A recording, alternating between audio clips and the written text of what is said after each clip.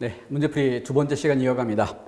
앞의 시간에 너무 길었죠. 그리고 또 이론에서 깊게 다루지 않는 그런 항목인데 또 이론을 좀 보충할 필요가 있고 해서 다루다 보니 조금 어렵다 이런 느낌이 들었을 수도 있을 것 같습니다. 그래서 부담이 좀 들 수 있는데 가볍게 생각하세요. 뭐 혹시나 모를 것에 대해서 맛보기 하는 정도로 가볍게 본다. 대부분 좀 어려운 개념이 나온다 하더라도 문맥상 파악될 수 있는 이런 정도로 다뤄질 것이기 때문에 개념 자체를 완벽하게 이해한다든가 그 정도로 요구되지는 않아요. 그리고 첫 번째 시간에 반드시 강조해야 될 것을 한 가지 강조를 안 했었는데 바로 7급, 9급의 구별 그리고 서울시 시험을 볼 것인가의 구별 반드시 필요하죠. 서울시도 보고 7급도 본다는 가정하에서는 지금 다루는 이 모든 문제에 관련된 내용을 충분히 다 공부를 해줘야 될 겁니다. 그런데 7급을 안 본다고 하는 것만으로도 학습의 범위가 굉장히 많이 줄어들고 또 같은 9급이어도 서울시 시험을 안 본다라고 한다면 그 심적인 부담은 거의 절반 수준으로 줄어드는 만큼 아주 기본적인 이런 사항 안에서 충분히 합격권을 만들어갈 수 있습니다. 그렇기 때문에 그 직종에 대한 판단 이런 것들이 먼저 분명히 서야 한다는 점을 고려토록 하시기 바랍니다. 자, 이번에는 우문론 좀 이어가 보도록 하겠습니다. 우문론에서 이제 자음 체계표 기본적인 사항이죠. 위는 발음기관. 그러니까 항상 사람 옆 얼굴, 코가 저 왼쪽에 있는 옆 얼굴. 그래서 여기가 맨 앞. 입술 쪽이 되고 여기는 맨 뒤 목구멍, 목청이 되는 거죠. 저 밑에는 소리내는 방법으로 파열, 파찰, 마찰. 그러니까 자음은 성대에 떨림이 없는 상태에서 소리가 나는 것이기 때문에 공기가 흘러나올 때 입의 윗부분과 아랫부분이 만났다 떨어지는, 그러니까 맨 앞쪽은 입술이 만났다 떨어지는 것인데 하나 안으로 들어가면 어때요?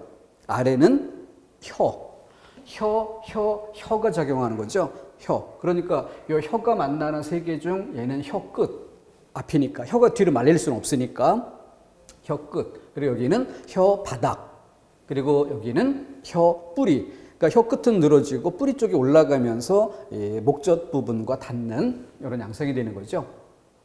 그런 위치고 여기는 그것이 만났다가 떨어지는 풍선이 터지듯이 터지는 이걸 파열이라고 하고 밑에 마찰은 가깝게 다가가서 공기의 흐름을 제약하고 소리를 만들어내긴 하지만 닿지 않으니까 공기가 모이면서 압축되면서 한쪽에서는 새나가죠. 틈이 있으니까. 그러면서 새나갈 때 혀 끝에 스치는 이런 마찰, 이것이 파열, 마찰, 소리의 성질이죠.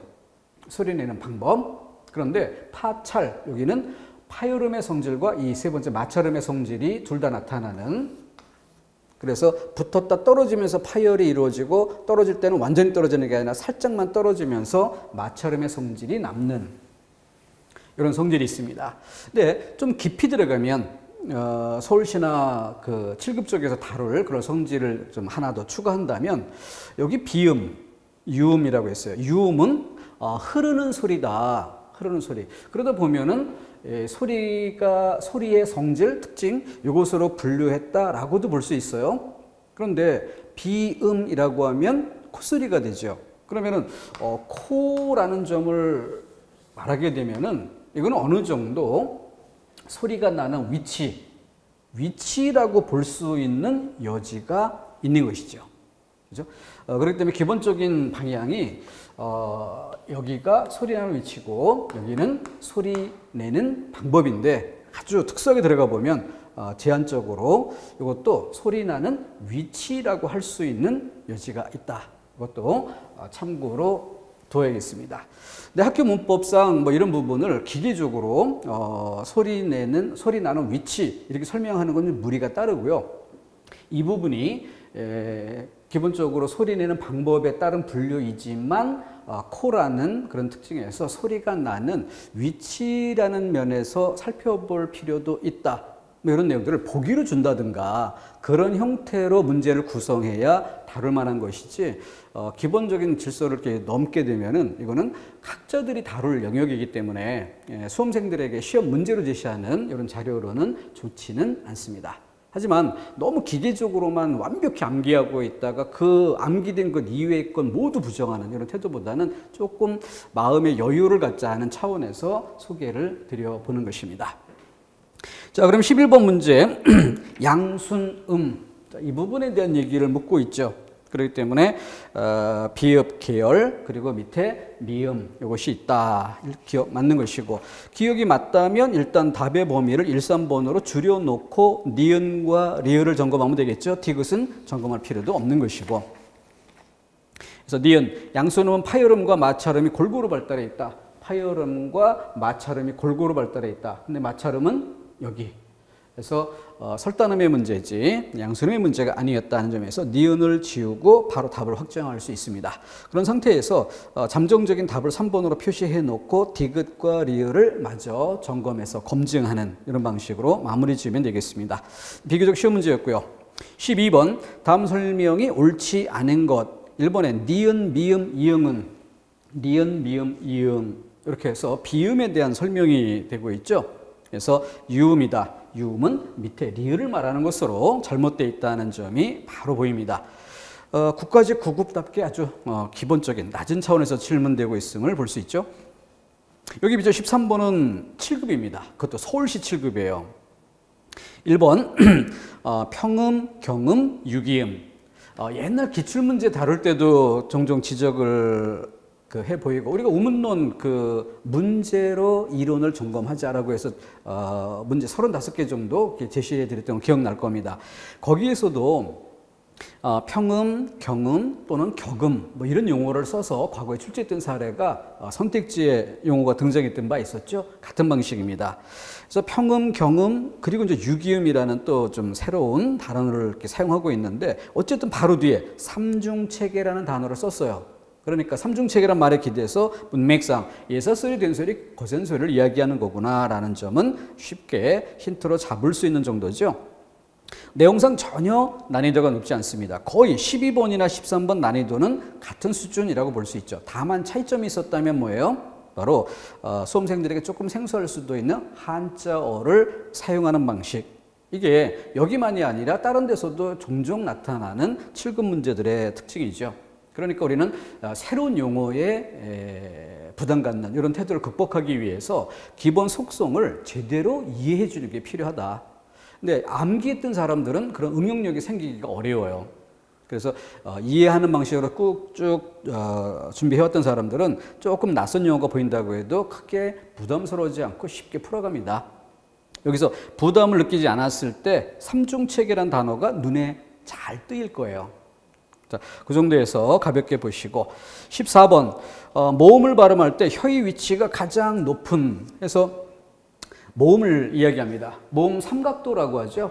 그래서 자음과 달리 기본적으로 이 전설, 후설 이 상단의 기준만이 아니라 이 왼쪽의 기준이 뭐야? 혀의 높이에서 다른 말로 하면 입을 다물고 벌리는 정도. 자음에서는 이게 있을 수 없었죠. 왜냐하면 성대 떨림이 없기 때문에 흘러나오는 공기를 어떤 방식으로든 제약을 해야 거기서 소리가 만들어지니까.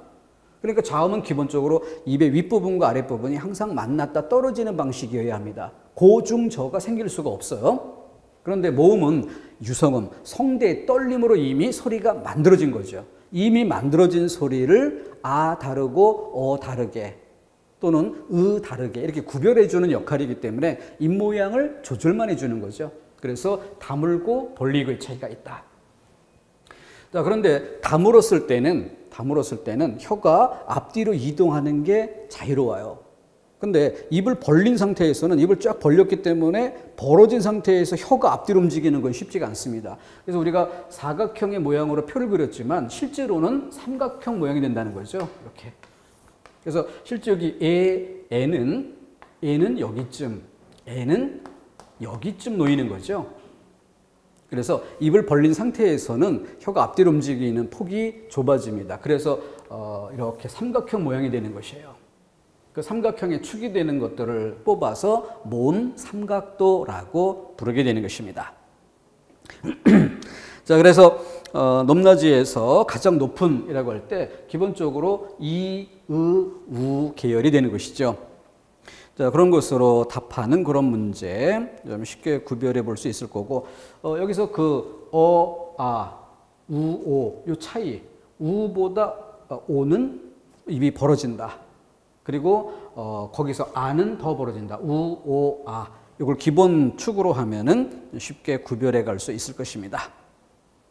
그 정도. 그래서 2번 답지에 어나 그 오 이런 것들이 들어가는 것이 특징이 되겠고, 그 다음에 3번에도 아, 어 계열 이런 것들이 추가됩니다. 자, 그런 점에서 구별이 가능했던 기본적으로 자음체계표, 모음체계표의 기본 사항에 충실한 수준의 문제. 다음 15번은 다음은 일부 지역과 계층에서 에와 에를 잘 구분하지 못하는 이유를 설명한 것이다. 그러면은 에와 에, 바로 이 둘의 차이가 되는 것인데, 그럼 이 그림에서 보다시피 뭐의 문제? 높낮이의 문제. 그런 것. 그래서 이것도 앞에서 나왔던 문제와 똑같이 자음체계표, 모음체계표, 도표 자체만 가지고도 풀 수 있는 문제였습니다. 지방직 7급이었지만 난이도가 높다 할 수 없죠. 다음 16번 공통으로 적용된, 자 이때 방법적인 부분 좀 고려해야 되겠습니다. 꽃내음. 자, 이렇게 해서 발음 기호를 바로, 물론 이 사이에 화살표를 넣어주기도 하죠. 그런데 우리가 우문론, 표준 발음법 이런 문제를 풀기 위해서는 항상 이 발음 기호를 밑에다 써주는 이런 습관이 있어야겠습니다. 그래야 바뀐 부분도 쉽게 눈에 띄면서 그것이 방향도 동시에 파악되는 이런 효과가 생기죠. 위아래 놓아야만 정확하게 그 특성들이 시각적으로 와닿게 되기 때문입니다. 자, 어쨌든 꽃 하면 대표음 디귿, 그런데 그 디귿이 니은이 되는, 그러니까 이런 부분은 굳이 따져보자면 치읓이 대표음 디귿이 됐다가 니은이 되는 요 두 단계 변화, 여기 해당되는 것임을 알 수 있겠죠. 자, 그런 것으로 풀어갈 문제, 서울시였지만 어렵지 않은 문제였습니다. 다음 17번 다음 중 우문 변동으로 우문의 수의 변화가 있는, 자 질문의 포인트를 잡아야 되는데, 앞에 우문 변동이라고만 보면 우문 변동의 종류가 뭐냐 이런 식으로 판단할 위험성이 있어요. 근데 뒤에 우문의 수의 변화, 여기에 질문의 포인트가 있다. 이걸 잡는 게 중요하겠고요. 우문 수의 변화가 생기려면 어때요? 기본적으로 탈락이 돼야 개수가 줄지요. 그죠? 탈락이 돼야. 그 다음 또 하나, 축약. 축약은 A와 B란 두 개가 만나서 바로 한 개가 되니까. 그렇게 되면은 개수가 또 줄겠죠. 그리고 첨가. 그럼 없었던 것이 늘어나는 이런 특징이 될 것입니다. 자, 1번에 발전하면은 지읒이 쌍지읒으로 바뀌는 이런 양상으로 본래 지읒도 한 개가 인정이 되고 그것이 다른 것 쌍지읒으로 바뀌었지만 개수는 변화되기 어렵죠. 니은의 국화, 그럼 앞말의 받침 기역과 뒤에 히읗이 축약이 되니까 기역 히읗 두 개가 나눠져 있었던 것이 하나로 축약되면서 개수가 줄게 된다. 그래서 일단 니은이 들어가는 선택지여야 되는데 다행히도 2번, 4번 답지에 니은이 안 들어가 있어요. 그리고 1, 3번에 니은이 들어가 있는데 이미 기억은 쉽게 아닌 것임이 확인된 상태였죠. 그러니까 이 정도에서 보라 잠정적으로 3번이 답이다라는 걸 표시하고, 그리고 나서 마킹은 나중에 하더라도 3번을 잠정적으로 문제지에 표시한 상태에서 니은 다음에 디귿을 검증 차원에서 확인하는 거죠. 그랬더니 솔립 할 때 초성인 니은이 첨가되더라, 추가되더라. 이것을 확인해 볼 수 있는 거죠. 그렇게 해서 검증 끝. 이렇게 정답 확정으로 가면 되겠고, 8번 깎다. 여기도 역시 국가직답게 새로운 용어라 할 수 있는 것들이 있기는 있어요. 보통 뭐 탈락, 첨가, 축약 이런 것들은 가장 기본적으로 쓰는 용어들인데 첫 번째 교체라는 말이나 마지막에 도치 이런 말들은 사용 빈도가 상대적으로 적은 단어죠. 하지만 이렇게 뜻풀이를 주지 않습니까? 뜻풀이를 주고 교체는 한 우문이 다른 우문으로 바뀌는 이렇게 설명을 했고, 도치는 위치가 서로 바뀌는, 서로 맞바뀌는. 자, 1번에 깎는 할 때 눈으로 볼 때 쌍기역 받침, 이것이 교체 현상에 의해 깎는, 그래서 이응, 다른 것으로 바뀌는, 이렇게 설명된 거죠. 2번에 깎아, 탈락 현상에 의해, 근데 받침의 깍, 쌍기역은 뒤에 이음절 초성으로 위치가 옮겨진 거지 탈락은 아니었다. 이 부분이 확실히 확인되죠. 그 다음 깎고라고 할 때 도치 현상에 의해 깎고로 발음된다.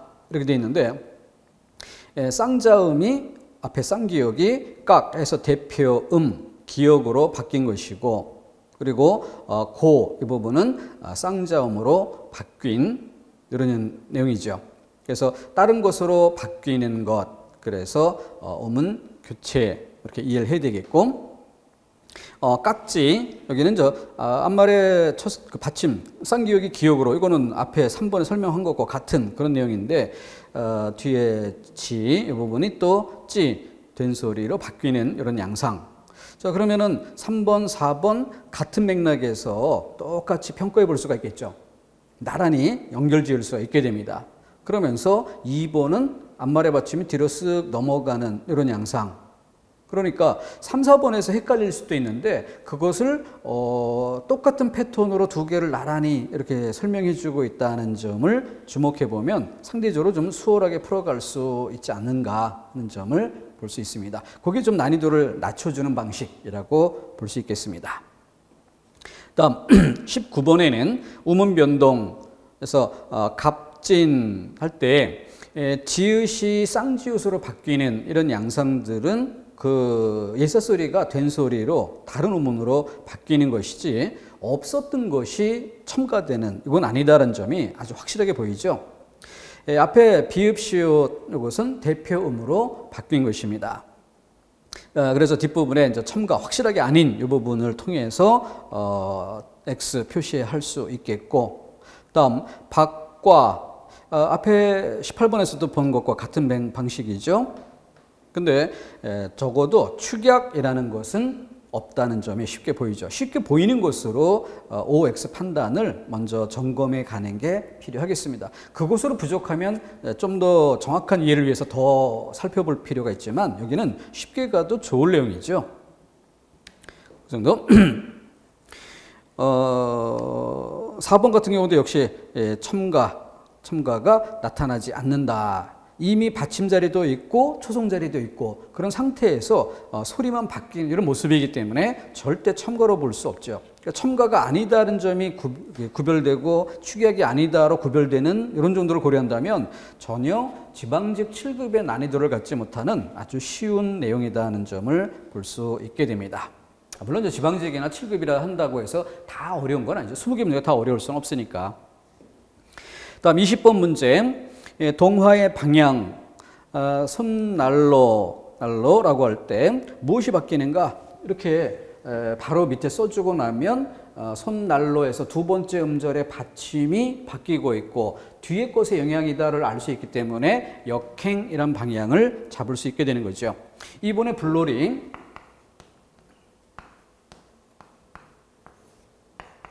이것이 이로 발음이 되는 것으로 여기가 달라졌는데 왜 달라졌느냐 원인을 따져보면 뒤에서는 원인이 될 만한 게 없죠. 앞말에 받침이 영향을 주었다. 그래서 이렇게 순행의 방향 이렇게 잡을 수가 있는 겁니다. 근데 만약에 요걸 가리고 이음절만 놓고 보면 놀이 니은으로 소리가 나는 거 아니야? 리을로 소리가 나는 게 정말 맞는 건가? 이게 막 의아해질 수도 있어요. 근데 그럴 때 이런 헷갈리는 현상이 한번 그 머릿속에 딱 떠오르면 이 생각의 틀 자체를 바꾼, 시험장 안에서는 안 바뀌어요. 시험장 나와야만 정신 차리고 다시 바꿔 생각할 수가 있죠. 시험장에선 직관적으로 한번 떠오르면 끝입니다. 생각이 바뀌기가 힘들어요. 그래서 우리가 항상 해야 되는 방법적인 연습이 뭐예요? 만약에 이것이 리을로 바뀌는 게 아니다라고 한다면 어떻게 돼야 돼? 니은, 리을. 그러니까 리을이 아니라면 바로 니은으로 해서 얘만 니은이냐 리을이냐 이렇게 보면 헷갈리기 때문에 얘도 니은으로 바꿔보는 거죠. 그래서 니은이 되는 것처럼 생각되면 얘도 니은으로 바꿔서 분놀이 그러면은 분 절대 아니라는 걸 확인할 수 있고, 그래서 여기서 두 번째 헷갈렸던 그 부분이 헷갈릴 필요 없이 분명히 리을이다 이렇게 잡아낼 수 있는 거죠. 그게 방법적인 해결입니다. 자, 나머지도 이렇게 순행의 방향으로 바뀌는 것으로서 서울시 7급 역시 난이도 하 수준에서 출제한 사례였습니다. 다음 21번 교육직 그 문제답게 보기를 주고 있습니다. 가에 아서. 그러니까 아서 우리가 그 이런 시간에서 항상 이 먹어하고 색깔을 구별해서 써봅시다. 먹어하고 똑같은 맥락에서 가, 아 이렇게 견주어봤었던 거죠. 그래서 먹어는 탈락과 축약 이런 현상들이 나타나지 않고 그대로 쓰는 그런 경우인데, 이 경우는 이렇게 해서 흰색으로 표현하지 않고 이렇게 색깔을 달리해서 어미가 살아있다. 이거 설명했었던 부분이에요. 바로 그걸 담고 있는 문제인데 그럼 여기서는 어미의 형태가 그 방식은 누구나가 이해할 수 있을 겁니다. 근데 어미의 형태가 과연 무엇이었느냐? 그래서 1번이 가다 뒤에 공통적으로 다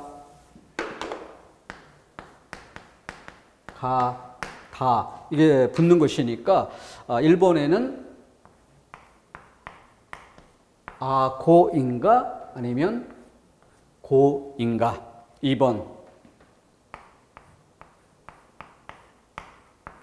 아니. 3번 가아도. 여기서 헷갈리는 거죠. 여기에서 과연 아가 결합된 형태의 어미의 모습은 뭐냐? 아고, 아니, 아도, 아면 중에서 과연 아가 들어갈 수 있는 게 뭐냐? 이걸 잡아내는 것이 이 문제의 난이도입니다. 그걸 잡아낼 수 있었던가? 그래서 경우에 따라서 이 도를 3번의 경우는 이거 조사도 아니냐 뭐 이렇게 생각했다는 수험생도 있는데, 그렇게 되면 조사는 기본적으로 체온 뒤에 붙어야지 가다라는 동그라미, 우리는 늘 체온을 네모로 용언을 동그라미로 이렇게 표시해 왔었죠. 동그라미인 경우에 바로 조사를 붙이는, 이건 잘못된 방향이라는 거 바로 잡을 수 있어야 하는 내용이었죠.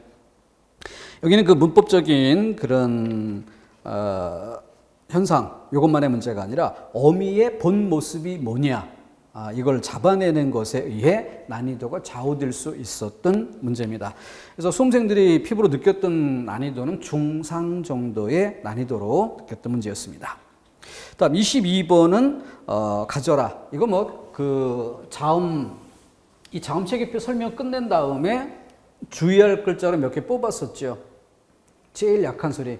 비음 중에서 비음 3개 중에 상대적으로 제일 약한 소리. 그래서 니은을 막내라고 표현했던 점. 리을, 이거는 어때요? 받침에 쓰일 때 L, 초성에 쓰일 때 R.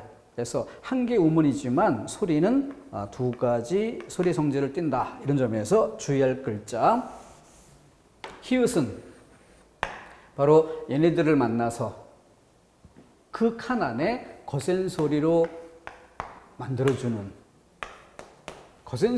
특징이 있다는 점에서 히읗 챙겨봤었고요. 그 다음 마지막으로 챙겼던 글자가 뭐였습니까? 바로 얘네들이죠.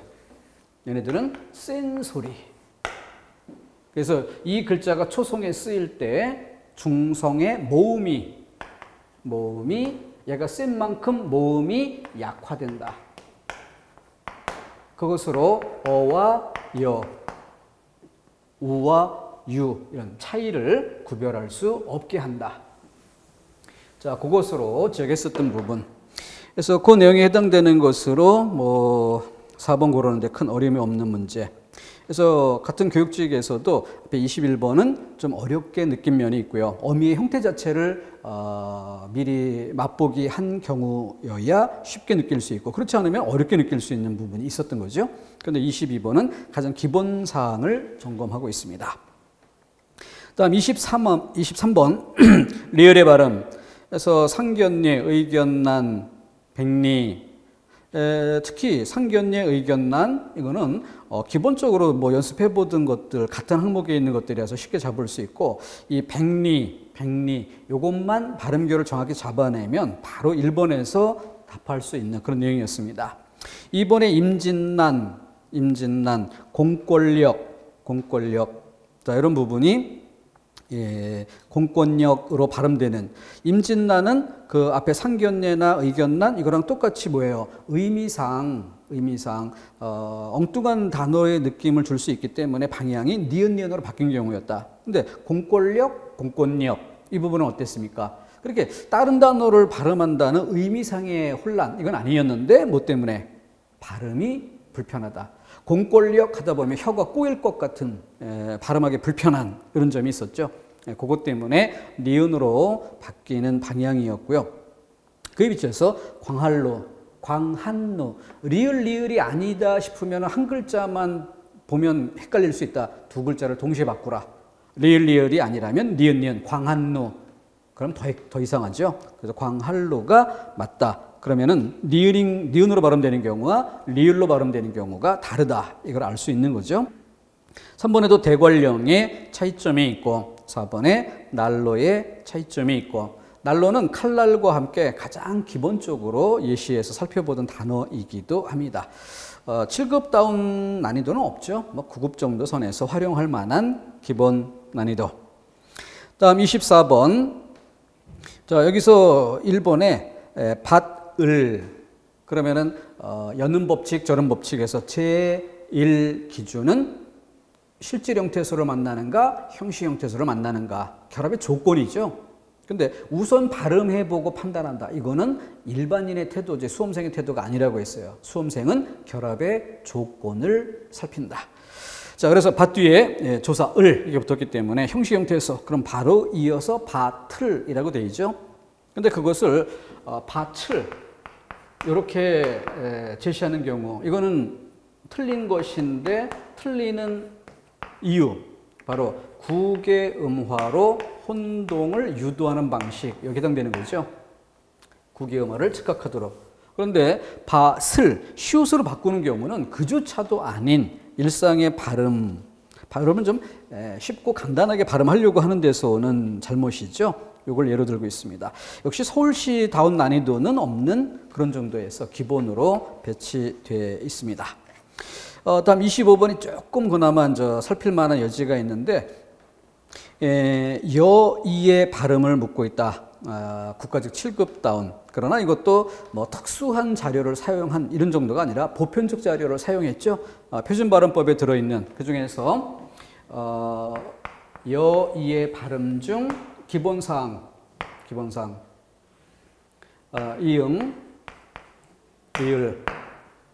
리을 그래서 예와 레의 경우 근데 요 리을의 경우는 이거는 뭐 쉽게 소리값이 없는 것이기 때문에 여이가 온전히 그러니까 한 음절을 놓고 볼 때 초성자리가 비어진 만큼 중성만으로 온전히 발음할 수 있는 조건이 된다. 이런 점에서 쉽게 공감이 되는 건데 리을이 들어왔을 때 이게 예외로 암기할 부분이었죠.